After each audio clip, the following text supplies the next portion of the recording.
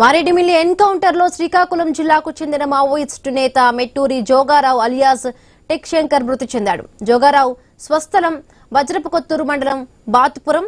మెట్టూరి కామయ్య, చిన్నపిల్లమ్మ దంపతుల సంతానమైన జోగారావు 8వ తరగతి వరకు చదువుకున్నాడు. ఆ రోజుల్లోనే విప్లవ ఉద్యమాల వైపు ఆకర్షితుడై ఉద్దానం దళంలో చేరి అంచెలంచెలుగా ఎదిగాడు. జోగారావుకు 3 సోదరులు, 2 అక్కా చెల్లెలు ఉన్నారు.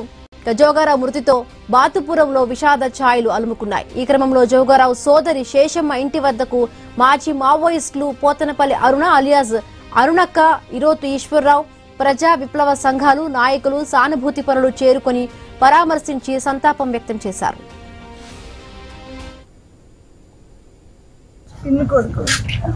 మాకు పూర్వం నుంచి మా ప్రసవం ఉంది.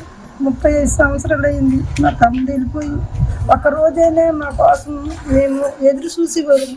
ఈ రోజుకి మాకు కబురు తెలిసిన అంటున్నాండి మా తమ్ముడు అండి. నేను చాలా రోజుల నుంచి మా ఇద్దరం కలిసి ఉండేవాళ్ళం.